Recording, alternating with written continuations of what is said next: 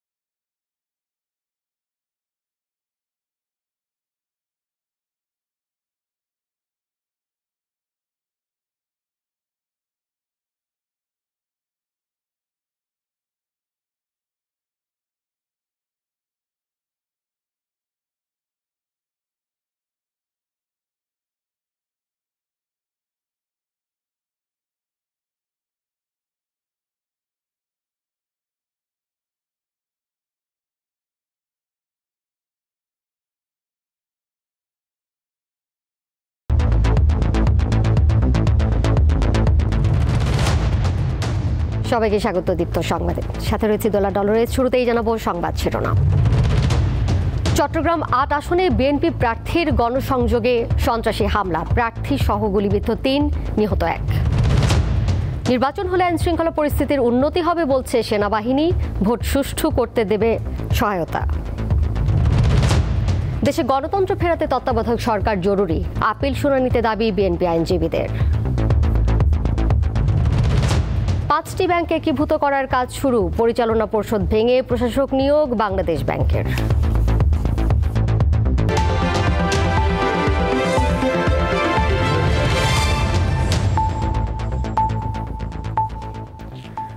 চট্টগ্রাম ৮ আসনের বিএনপি মনোনীত প্রার্থী এরশাদ উল্লাহর জনসংযোগের সময় সন্ত্রাসী হামলায় একজন নিহত হয়েছেন।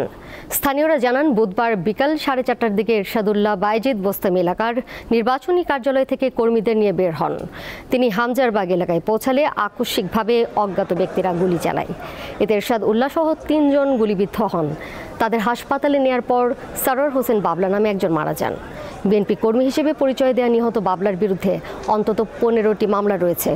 গুলিবিদ্ধ হয়ে হাসপাতালে চিকিৎসাধীন ইরফানুল হক শান্ত ৩ নম্বর ওয়ার্ড স্বেচ্ছাসেবক দলের যুগ্ম আহ্বায়ক।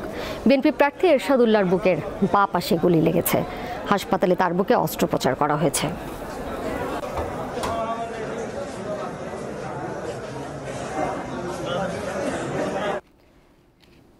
এ বিষয়ে সবশেষ পরিস্থিতি জানাতে চট্টগ্রাম থেকে আমাদের সাথে এই মুহূর্তে সরাসরি যুক্ত রয়েছেন সহকর্মী রুনা আনসারি। যাচ্ছি তার কাছে। রুনা, বিএনপি প্রার্থী এরশাদ উল্লাহর ঠিক এই মুহূর্তে শারীরিক অবস্থা সম্পর্কে চিকিৎসকরা কি জানিয়েছেন জানাবেন। গুলিবিদ্ধ তো আরেকজন রয়েছেন, তার শারীরিক কি অবস্থা? তাকে চিকিৎসকরা যেটি জানিয়েছেন তার অবস্থা ভালো রয়েছেন এবং তার পেটের বাঁ পাশে যে গুলিটি সেটি তার পেটের বাঁ পাশে লেগে বের হয়ে যায় এবং তার পায়েও একটি গুলি লাগে, সেটি অস্ত্রোপচার হয়েছেন এবং তিনি আশঙ্কামুক্ত রয়েছেন এমনটাই আমরা জেনেছি এবং তিনি কথা বলছেন। তার পরিবারের সদস্যদের সাথেও তিনি কথা বলেছেন, চিকিৎসকরা এমনটা জানিয়েছেন। এবং অন্য একজন যে গুলিবিদ্ধ সেও এখানে চিকিৎসাধীন রয়েছেন, সেও আশঙ্কামুক্ত রয়েছেন। এবং আমরা জেনেছি আরও 2 জন গুলিবিদ্ধ, কিন্তু তাদের গায়ে গুলি লাগেনি, তাদের গায়ের পাশ দিয়ে গুলিটা চলে গেছে। সে চট্টগ্রামের অন্য হাসপাতালে চিকিৎসাধীন রয়েছেন, এটি আমরা কিছুক্ষণ আগে জেনেছি। এরশাদ উল্লাহ যে শারীরিক অবস্থা সেটি সম্পর্কে চিকিৎসকরা আমাদেরকে বলেছেন, তিনি যেহেতু তার গুলিটি পেটের বাঁ পাশে লেগে সেটি বের হয়ে না হলে তার জীবন শঙ্কায় পড়তে এমনটা জানিয়েছেন এবং জীবন শঙ্কায় পড়তে এমনটা জানিয়েছেন এবং ক্যাবিনে রাখা হয়েছেন এবং তার সাথে যে একজন চিকিৎসক রয়েছেন তিনি সার্বক্ষণিক তার চিকিৎসা দিয়ে যাচ্ছেন এবং তার শারীরিক অবস্থা এখন মোটামুটি আশঙ্কা মুক্ত এমনটাই বলা যায়। তবে চিকিৎসকরা বলছেন যেহেতু এখানে প্রচুর পরিমাণ নেতা কর্মীরা রয়েছেন, তারা ভিড় করছেন দেখার জন্য এবং কেন্দ্রীয় যারা রয়েছেন এবং অন্যান্য আসনে যারা এরই মধ্যে মনোনয়ন পেয়েছেন বিএনপির প্রার্থী, তারাও কিন্তু সন্ধ্যার পর থেকে এখানে ভিড় করছেন, তার কেবিনে যাওয়ার চেষ্টা করছেন তাকে দেখার জন্য। এগুলো বিষয়ে চিকিৎসক বলেছেন কিছুটা যদি তাকে এখন একদম একা কেউ যেন বিরক্ত না করে এবং কেবিনে যেন কেউ বেশি ভিড় না করে এমনটাই চিকিৎসকরা জানিয়েছেন। যেহেতু তার অস্ত্রোপচার হয়েছে, তাকে গভীর নিশ্চয়ই নিবিড় পর্যবেক্ষণে রাখা হয়েছে। রুনা, আরেকটি বিষয় জানাবেন, ঘটনাটি ঘটেছে নির্বাচনী গণসংযোগের সময়। এই হামলার কারণ সম্পর্কে পুলিশ কি বলছে? যেগুলা কিছুক্ষণ আগেই রাতে বলা যায় চট্টগ্রাম পুলিশ কমিশনার তিনি এখানে এসেছেন, তিনি হামলা বলেছেন এটি একটি সন্ত্রাসী হামলা, এটিতে আসলে নির্বাচনে কোনো ধরনের প্রভাব পড়বে না।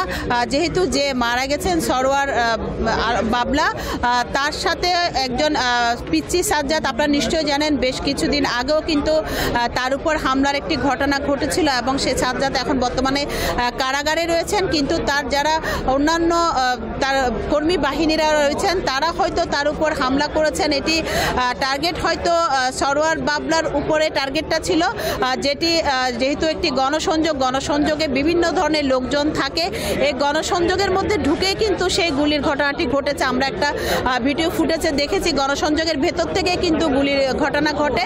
এটি কিন্তু একদম নির্বাচনী প্রচারণাকে বাধাগ্রস্ত করার জন্য বা নির্বাচনের নির্বাচনকে আসলে কোনো ধরনের বাধা দেওয়ার জন্য ঘটনা ঘটেছে কিনা সেটি কিন্তু খতিয়ে দেখছে। এখানে যারা অন্যান্য আসনের প্রার্থীরা এসছেন তারাও কিন্তু বলেছেন পুলিশ যেন এরই মধ্যে মধ্যে যে অস্ত্রগুলো থানা থেকে লুট হয়েছে সেগুলো যেন উদ্ধারের জন্য পুলিশকে তারা এখান থেকে আহ্বান জানিয়েছেন এবং পুলিশ কমিশনার যেটা বলেছেন সেটি কিন্তু আসলে নির্বাচনের উপর কোনো ধরনের প্রভাব পড়বে না এবং নির্বাচনী গণসংযোগে যে নির্দিষ্ট করে হামলা সেটি কিন্তু তিনি বলতে চাচ্ছেন না, তিনি সেটা মানতে চাচ্ছেন না। তিনি বলছেন এটা একটা বিচ্ছিন্ন ঘটনা, এখানে যেহেতু সরোয়ার বাবলা মারা গেছেন সেটি সরোয়ার বাবলার উপর হামলা হতে পারে যেটি একটা গণসংযোগের ভেতরে ছিল, সে কারণে এখানে যে প্রার্থী তিনি গুলিবিদ্ধ হয়েছেন এটাই পুলিশ কমিশনার আমাদেরকে বলেছেন। দোলা, রুনা, আপনাকে অনেক ধন্যবাদ। আমাদের সাথে চট্টগ্রাম থেকে সরাসরি যুক্ত ছিলেন সহকর্মী রুনা আনসারী। নির্বাচন নিয়ে নানা ষড়যন্ত্র হচ্ছে, কিন্তু ফেব্রুয়ারিতেই নির্বাচন হবে বলে মন্তব্য করেছেন বিএনপির স্থায়ী কমিটির সদস্য AZM জাহিদ হোসেন। তিনি বলেন, বেগম খালেদা জিয়া নির্বাচনে অংশ নিচ্ছেন, এতেই বোঝা যায় গণতন্ত্র প্রলম্বিত করা যাবে না। বুধবার কাকরাইলে ডিপ্লোমা ইঞ্জিনিয়ার্স ইনস্টিটিউশনে জাতীয় বিপ্লব ও সংহতি দিবস উপলক্ষে আয়োজিত আলোচনা সভায় জাহিদ হোসেন এসব কথা বলেন। অনুষ্ঠানে বিএনপির স্থায়ী কমিটির সদস্য নজরুল ইসলাম খান বলেন, আগামী নির্বাচনে ধানের শীষের বিজয় নিশ্চিত করতে হবে। বিএনপি থেকে যাদের মনোনয়ন দেওয়া হয়েছে তাদেরকে বিজয়ী করতে সবার কাজ করতে হবে।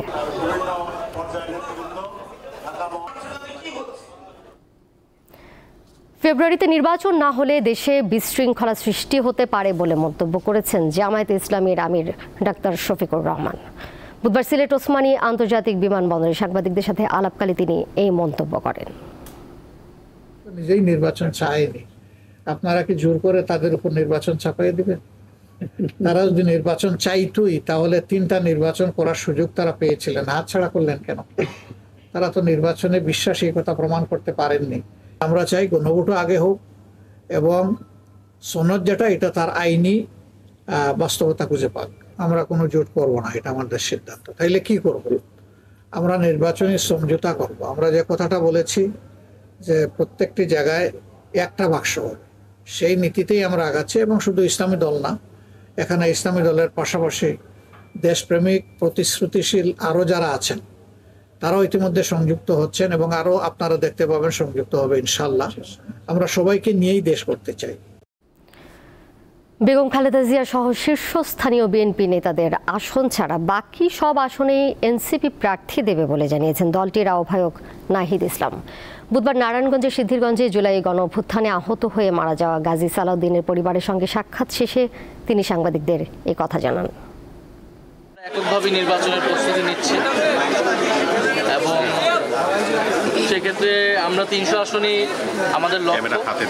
তবে যারা ফ্যাসিবাদ বিরোধী এবং গণতন্ত্র প্রতিষ্ঠার লড়াইয়ে অগ্রণী ভূমিকা পালন করেছেন, সেটা খালেদা জিয়ার কথা আমাদের নাসিরউদ্দিন পাটোয়ারি বলেছেন।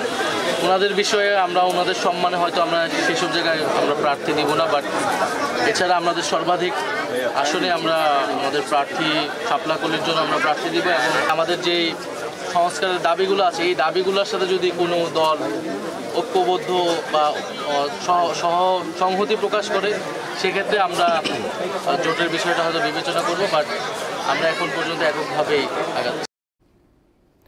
পার্শ্ববর্তী দেশ থেকে নানা গুজব ছড়ানো হচ্ছে জানিয়ে মূলধারার গণমাধ্যমকে সজাগ থাকার আহ্বান জানিয়েছেন স্বরাষ্ট্র উপদেষ্টা জাহাঙ্গীর আলম চৌধুরী। বুধবার গাজীপুর জেলা প্রশাসকের কার্যালয়ে আইন শৃঙ্খলা পরিস্থিতি নিয়ে এক সভা শেষে সাংবাদিকদের তিনি কথা জানান। ওই সভায় কৃষি উৎপাদন, সার, বীজ ও সেচ ব্যবস্থাপনা নিয়েও আলোচনা হয়। স্বরাষ্ট্র উপদেষ্টা বলেন, জনগণ যখন নির্বাচনমুখী হবে তখন কোনো কিছুতেই কাজ হবে না। এই সময় নির্বাচনে অংশ নেওয়া প্রার্থীদের সজাগ থাকার আহ্বান জানান তিনি। ফেব্রুয়ারিতে জাতীয় সংসদ নির্বাচন সুষ্ঠু এবং অবাধ করতে আইন শৃঙ্খলা বাহিনীর প্রতি নির্দেশনা দেন স্বরাষ্ট্র উপদেষ্টা।